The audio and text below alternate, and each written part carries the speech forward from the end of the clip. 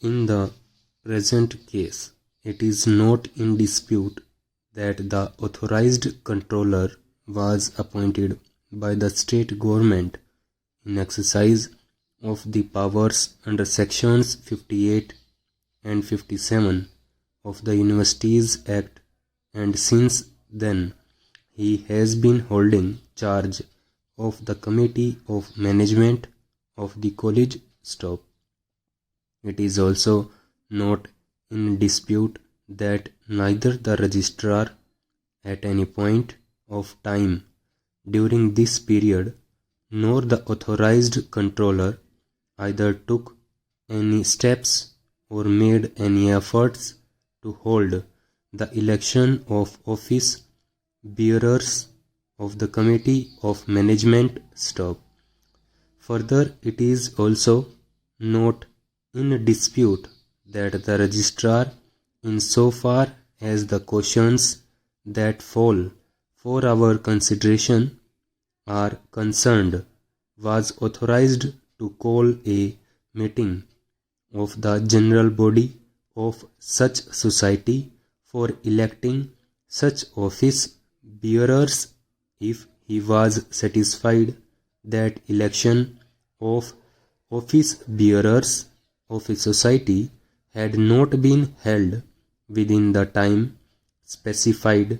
in the rules of that society, and that he did not exercise such powers. Furthermore, it is not in dispute that the bylaws of the trust provide for such an election after every 3 years and within the time stipulated therein. The time to hold elections after expiry of the term of the last elected body got over long back, that is, before 1998, and at no point of time did the registrar make any effort or exercised his powers conferred under subsection 2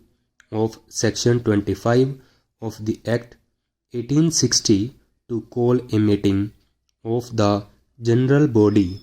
for electing office bearers of the Committee of Management as contemplated therein. As is evident from the referral order, the division bench was of the view that so long as section 25 (2) of the Societies Registration Act 1860 existed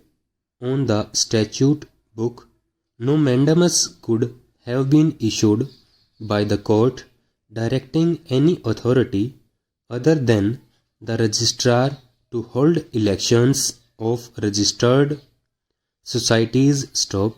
It was further observed that a mandamus so issued would be contrary to law. It is based upon the said conclusions that the first question has been framed for our consideration. In our considered view, the conclusion reached by the division bench is based upon the assumption that section 25 (2) is firstly of a mandatory character, and secondly that the same confers exclusive jurisdiction and authority on the registrar alone. Here it becomes pertinent to note that the powers